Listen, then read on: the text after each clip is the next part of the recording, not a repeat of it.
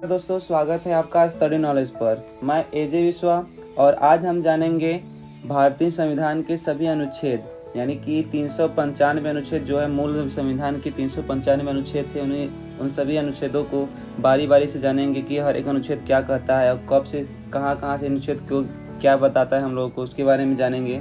तो चलिए स्टार्ट करते हैं। भारतीय संविधान के सभी अनुच्छेद जो हैं क्या कहता है, उससे पहले थोड़ा जान लेते हैं कि भारतीय संविधान कैसा है। भारत का संविधान दुनिया का सबसे लिखित संविधान होता है।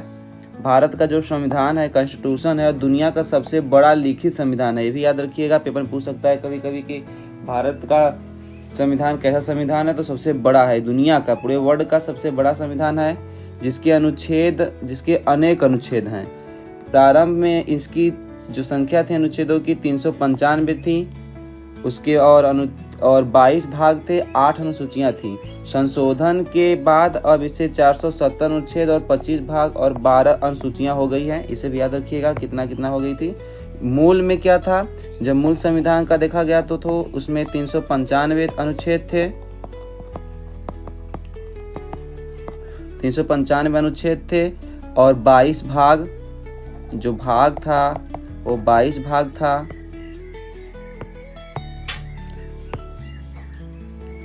और 8 अनुसूचियां थी।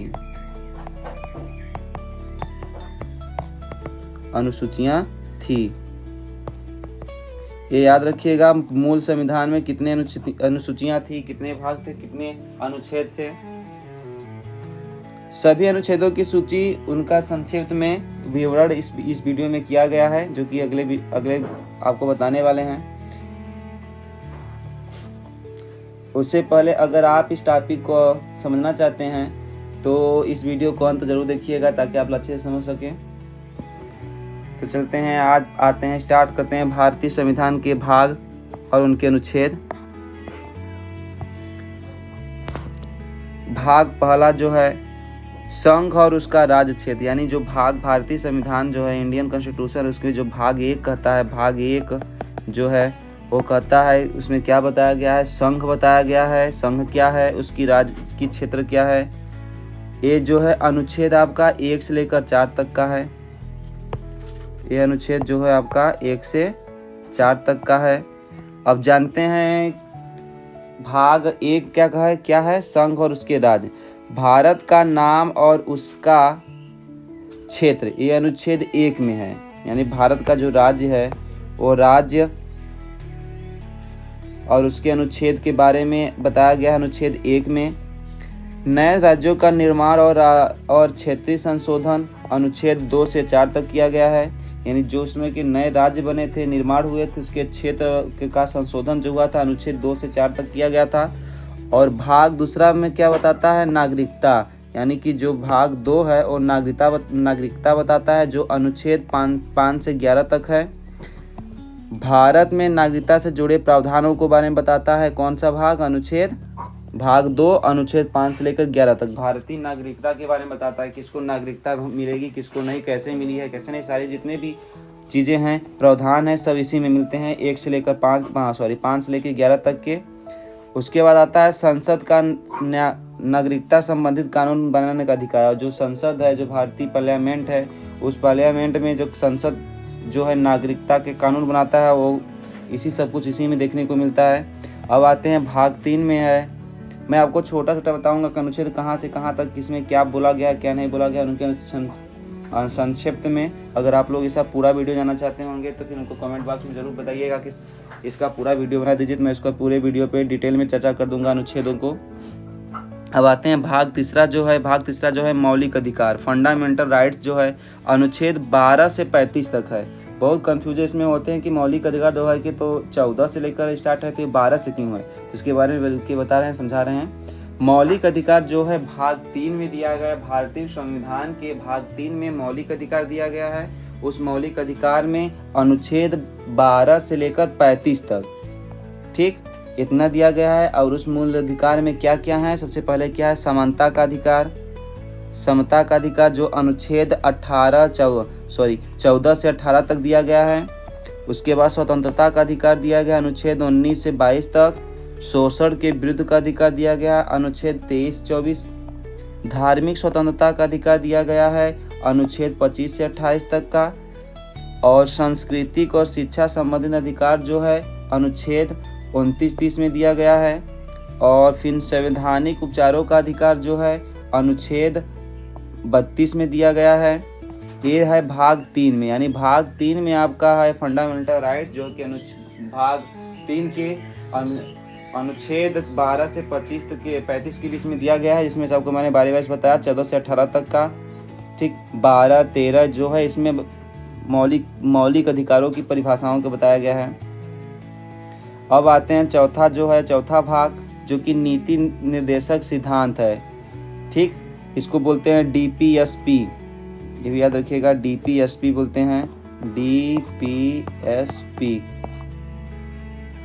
नीति निर्देशक तत्व। ये अनुच्छेद जो है नीति निर्देशक तत्व का अनुच्छेद 36 से लेकर 51 तक का दिया गया है, 36 से 51 तक का।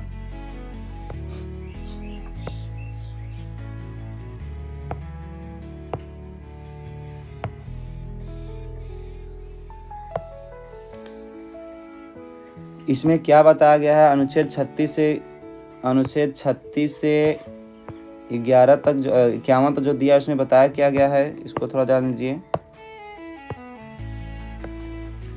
36 से 51 तक में राज्य को समाजवाद, समानता और न्याय सुनिश्चित करने के लिए दिशा निर्देश दिए गए हैं। अनुच्छेद जो 36 से 51 तक है वो नीति निर्देशक सिद्धांत है। इसमें राज्य के समाजवाद, समानता का, न्याय सुरक्षित करने के लिए दिशा निर्देश दिए गए हैं। यानी इसमें बताया गया है कि जो राज्य है, यानी जो प्रदेश है, स्टेट है, इसमें समानता और समाजवाद और न्याय सुरक्षित कैसे किया जाए, इसके बारे में दिशा निर्देश दिया गया है।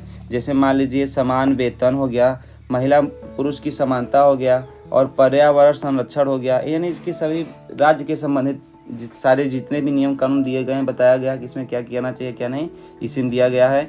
अब आते हैं भाग 4A। भाग 4 में जो है कि आपका DPSP दिया गया था, क्या कहते हैं, नीति निर्देशक सिद्धांत। तो ठीक उसी में है भाग 4A का मौलिक कर्तव्य दिया गया है, फंडामेंटल ड्यूटी। ठीक, मौलिक कर्तव्य, मौलिक अधिकार नहीं, मौलिक कर्तव्य में क्या दिया गया है आपका, अनुच्छेद 51A से स्टार्ट होता है मौलिक कर्तव्य, जिसमें 11 मौलिक कर्तव्य दिए गए हैं जो कि नागरिकों के लिए होते हैं। नागरिकों का क्या अधिकार है क्या नहीं, उसके लिए दिया गया है। जैसे राष्ट्र की एकता बनाए रखने का, यह 11 मौलिक कर्तव्य हैं। अगर इसको भी बारे में जानना चाहते होंगे मौलिक कर्तव्य को लेकर, तो कमेंट बॉक्स में बताइएगा कि मौलिक कर्तव्य बताइए, फंडामेंटल ड्यूटी बताइए, इसके बारे में पूरा अलग से वीडियो बना दूंगा। अब आते हैं भाग 5 जो है संघ सरकार, यूनियन गवर्नमेंट के लिए है, संघ के लिए है। यह अनुच्छेद जो है 52 से 51 तक का है, 52 से 51 तक के लिए है संघ सरकार, जो कि भाग 5 में है। भारतीय संविधान के भाग 5 में है संघ सरकार, जिसे अनुच्छेद 52 से 51। इसमें आपका दिया गया है राष्ट्रपति, जो कि अनुच्छेद 52 से 62 के बीच में राष्ट्रपति के बारे में बताया गया है। प्रधानमंत्री और मंत्रिपरिषद अनुच्छेद 74 से 75 के बताया गया है। संसद जो है अनुच्छेद 79 से 122 तक बताया गया है। संघीय न्यायपालिका जो है अनुच्छेद 124 से 147 तक बताया गया है। उसके बाद भाग 6 आते हैं राज्य सरकार, यानी भाग 6 भारतीय संविधान के भाग 6 जो है स्टेट गवर्नमेंट, इस स्टेट गवर्नमेंट बताया गया है भारतीय संविधान के भाग 6 में, जो कि अनुच्छेद 152 से 237 तक दिया गया है, बताया गया सब कुछ। अब राज्यपाल उसमें बताया गया है, जो कि अनुच्छेद है 153 से 161 तक। और उसके बाद राज्य विधानमंडल दिया गया है अनुच्छेद 168 से 212 तक का। उसके बाद उच्च न्यायालय दिया गया है, जिसे अनुच्छेद है 214 से 231 तक। ये अनुच्छेद याद रखिएगा कि उच्च न्यायालय जो है किस अनुच्छेद में और किस भाग में दिया गया है। तो भाग आपका दिया है भाग 6 में, भारतीय संविधान के भाग 6 के अनुच्छेद जो है 214 से लेकर 231 के बीच में ये सब दिया गया है उच्च न्यायालय। अब आते हैं अनुच्छेद 7 जो है पूर्ण राज्य क्षेत्र, यह भाग संविधान से हटा दिया गया है। याद रखिएगा, जो है कि भाग 7 था वो संविधान से हटा दिया गया था। अब आते हैं भाग 8, क्यों हटा दिया गया था इसे कमेंट बॉक्स में पूछिएगा, तो मैं इसके लिए अलग से वीडियो बना दूंगा, क्योंकि ज़्यादा लंबा ना हो भारतीय संविधान की जितने भी अनुच्छेद हैं उस पर चर्चा में, इसीलिए मैंने छोटा वीडियो बनाने के लिए बस केवल अनुच्छेदों को बताया हूँ, भागों को बताया हूँ कि कैसा है कैसा नहीं, इसके बारे में डिटेल से जानकारी के लिए वो कमेंट बॉक्स बताइएगा, मैं उसके बारे में अच्छे से आपको समझाने का प्रयास करूँगा। अब आते हैं भाग 8। भाग 8 जो होता है संघीय क्षेत्र। संघीय क्षेत्र है इस, यानी भारतीय संविधान के भाग 8 में संघीय क्षेत्र दिया गया है। उस संघीय क्षेत्र के अनुच्छेद जो है 239 से 242 के बीच में निहित है। संघीय क्षेत्र में प्रशासन से जुड़े प्रावधान होते हैं। जो संघीय क्षेत्र होता है उसमें प्रशासन संबंधी प्रावधान को बारे में बताया गया है।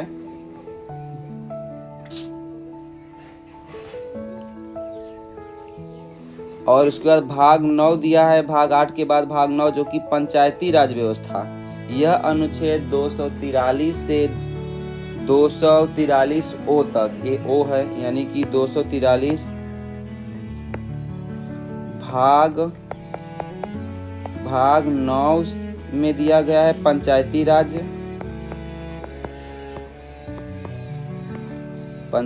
राज व्यवस्था के बारे में बताया गया है, जिसमें अनुच्छेद जो है आर्टिकल जो है 243 से लेकर 243 ओ, इसके बारे में बताया गया है पंचायती राज व्यवस्था, जो कि संविधान के भाग 9 में बताया गया है, दिया गया है। इसमें क्या है, इसमें ग्राम पंचायत और उसके अन्य शक्तियों के बारे में जो है कि बताया गया है, ग्राम पंचायत और उसके अन्य शक्तियों के बारे में।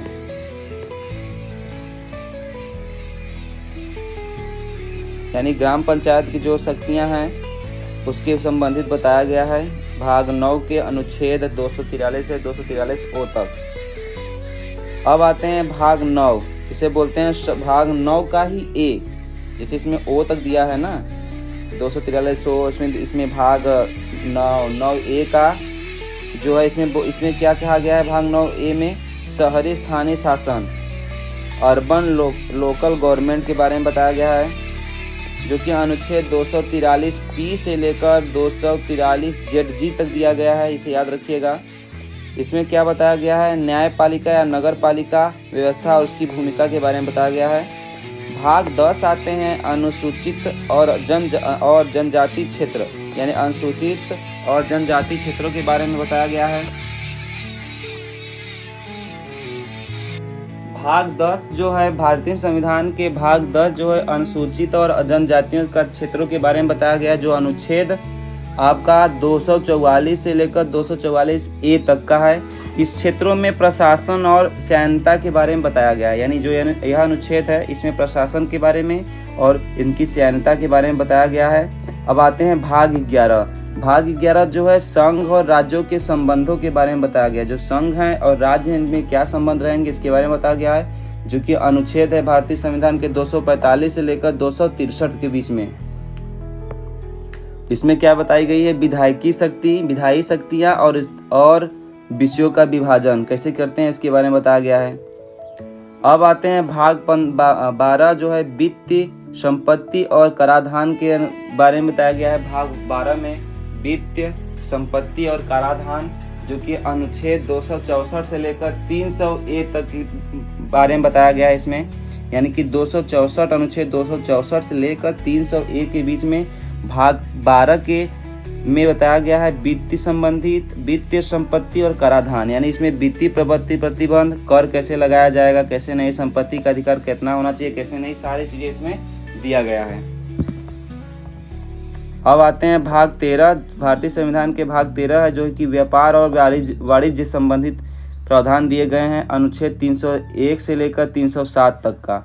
इसमें क्या बताया गया है, भारत में व्यापार और वाणिज्य की स्वतंत्रता कैसे मिलती है, कैसे नहीं, कैसे क्या है, सभी प्रावधान जो है इसी में दिया गया है भाग 13 में ही, व्यापार संबंधित, जो कि अनुच्छेद आपका है 301 से लेकर 307 तक। उसको आते हैं भाग 14 जो है भारतीय संविधान के भाग 14 में सरकारी सेवाएं के बारे में बताया गया, जो अनुच्छेद हैं 308 से लेकर 323 तक का, इसे भी याद रखिएगा अनुच्छेद को। लोक सेवाओं और उसकी शर्तों का प्रतिबंध। इसमें बताया गया है लोक सेवाओं और उनकी शर्तें का प्रतिबंध कैसे लगाया जाता है, कैसे नहीं, सारा नियमावली इसमें दिया गया है। अब आते हैं भाग 14A में प्रशासनिक न्यायीकरण, यानी जो प्रशासन है उसकी न्यायीकरण किस प्रकार से किया गया है, इसमें भाग 14A में बताया गया है अनुच्छेद 323A से लेकर 323B तक का। इसमें न्यायाधिकरणों का प्रावधान किया गया, स्थापना की गई है। अब आते हैं भाग 15 जो कि चुनाव है, इलेक्शन, यानी भारतीय संविधान के भाग 15 जो बताता है वो बताता है इलेक्शन को, चुनाव को। इसका अनुच्छेद जो है 324 से लेकर 329A तक का है। इसे भी याद रखिएगा। भारतीय संविधान में जो कि अनुच्छेद 324 से लेकर 329 क्या बताता है, तो चुनावों के बारे में बताता है। इसे चुनाव आयोग और चुनाव की प्रक्रिया कैसी होगी सारे इसमें चर्चा करने को बताता है। चुनाव आयोग और चुनाव प्रक्रियाएं 324 से लेकर 329 अनुच्छेद तक बताया गया है। अब आते हैं भाग 16, जो भाग 16 है उसमें विशेष प्रावधान दिए गए हैं, जिसका अनुच्छेद 330 से लेकर 342 तक का है। इसमें आपकी अनुसूचित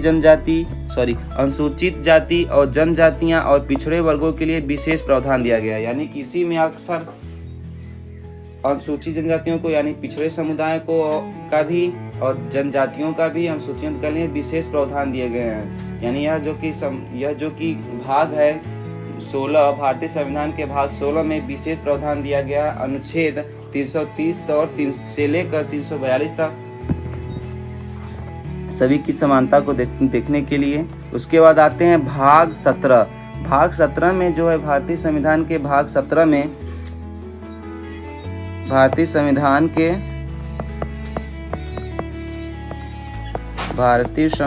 के जो है भाग 17 जो है राजभाषाओं के बारे में बताया गया है। इसमें राजभाषा जिसका अनुच्छेद 343 से लेकर 351 तक का है। इसमें आपका हिंदी को राजभाषा और अन्य भाषाओं का उपयोग करने के बारे में बताया गया है कि हिंदी को राजभाषा और अन्य भाषाओं का उपयोग संबंधित बारे में बताया गया है। 343 से लेकर 351 के बीच में अनुच्छेद है। ये अनुच्छेद याद रखिएगा। भारतीय संविधान के भाग 17 में राज्य भाषाओं के बारे में बताया गया है। उसके बाद आते हैं भाग 18 जो है आपातकालीन प्रावधान, यानी भाग 18 जो भारतीय संविधान है, भारतीय संविधान के भाग 18 जो है वो है आपातकालीन प्रावधान। इसका अनुच्छेद जो है 352 से लेकर 360 के बीच में दिया गया है। राष्ट्रीय आपातकालीन और राज्य आपातकालीन और वित्तीय आपातकालीन सब कुछ दिया गया है। 352, 356 और 360। इसके बारे में भी आपको अगर जानकारी चाहिए, डिटेल में जानकारी चाहिएगा कि राष्ट्रपति की शक्तियाँ जो है क्या है, तो इसके बारे में आप लोग बताइएगा तो कमेंट बॉक्स में, तो मैं इसके लिए अलग वीडियो बना दूंगा। 352, 356, 360 जो कि आपातकालीन राज्य का और वित्तीय संबंधित शक्तियाँ हैं। ठीक, यह लेकिन इतना याद रखिए अभी फिलहाल के लिए कि भाग 18 जो है आपातकालीन प्रावधान के बारे में बताता है, जो कि अनुच्छेद 352 से लेकर 360 तक है। अब आते हैं भाग 19 जो कि विविध है, यानी भाग जो 19 है उसमें अनुच्छेद 361 से लेकर 367 तक के प्रावधानों को बताया है। इसमें राष्ट्रपति राज्यपाल की छूट व्याख्या से जुड़े प्रावधान, यानी कि राष्ट्रपति जो है और राज्यपाल के लिए क्या छूट दिया गया है, व्याख्या किया गया है, इसे जुड़े सारे प्रावधान जो हैं अनुच्छेद 361 से लेकर 360 के बीच में दिया गया है भाग 19। अब आते हैं भाग 20 में है, जो कि संवैधानिक संशोधन का अधिकार दिया गया है अनुच्छेद 368। इसे याद रखिएगा कि भारतीय संविधान जो है उसमें कोई भी चीज़ों का संशोधन के लिए अनुच्छेद किसका प्रयोग किया जाता है, तो 368 का, इसका ही प्रयोग किया जाता है अनुच्छेद 368 जो कि भाग 20 में दिया गया है। इसमें संविधान में संशोधन की प्रक्रिया के बारे में दिया गया है कि जो कि भारतीय संविधान बना है इसमें संशोधन का कैसे किया जाएगा, कैसे नहीं किया जाएगा, कितने मत होना चाहिए, कितने मत नहीं होना चाहिए, सारे प्रावधान जो है भारतीय संविधान भाग 20 के अनुच्छेद 368 यानी 368 में दिया गया है।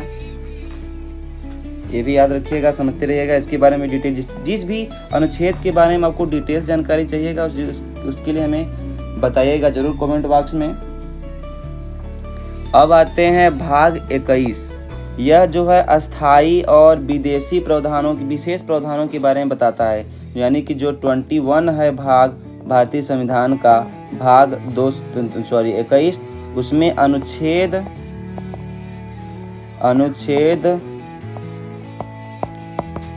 360 यानी 369 से लेकर 392 तक, यानी 369 से लेकर 392 तक के अनुच्छेद जो है सारा प्रावधान जो है इसी में दिया गया है, जिसमें आपको जम्मू कश्मीर और अन्य स्थानीय प्रावधानों को दिया गया है, स्थायी प्रावधानों को दिया गया है, प्रावधानों को बताया गया है।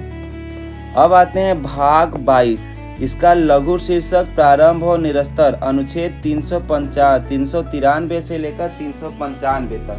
ये बहुत इंपॉर्टेंट है कि भारतीय संविधान का जो भी संक्षिप्त है उसका प्रावधान जो है इसके बारे में बताया गया भारतीय संविधान का, यानी भारतीय संविधान का संक्षिप्त विवरण जो है भारतीय संविधान का संक्षिप्त विवरण अनुच्छेद 393 से लेकर 395 तक के बारे में बताता है, जो कि भाग 22 में है। मैंने आपको पहले ही बता दिया था कि यह मूल संविधान के बारे में बता रहा है, जो कि 395 अनुच्छेद हैं जो और 22 भाग हैं, इसमें 8 अनुसूचियां भी हैं।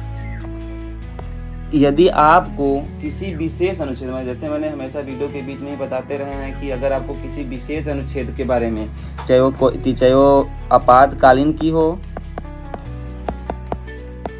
चाहे मौलिक अधिकार हो,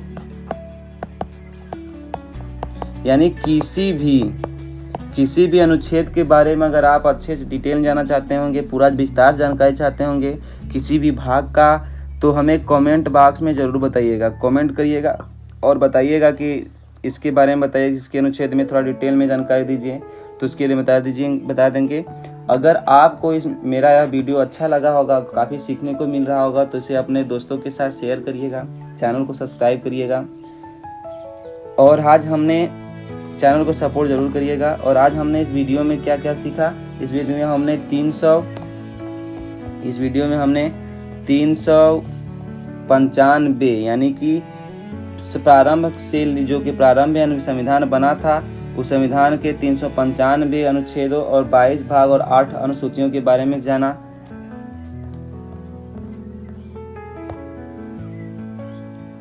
और हम नेक्स्ट वीडियो जो कि आप लोग कमेंट बेस पे रहेगा कि आप लोग किस वीडियो पर देखना चाहते हैं, कौन सा वीडियो देखना चाहते हैं, कौन सा नहीं, किसके अनुच्छेद को लेकर हम आए। बस आज के लिए इतना ही, फिर मिलते हैं एक नए वीडियो के साथ। तब तक बने रहिए हमारे साथ और देखते रहिए, आगे बढ़ते रहिए। धन्यवाद।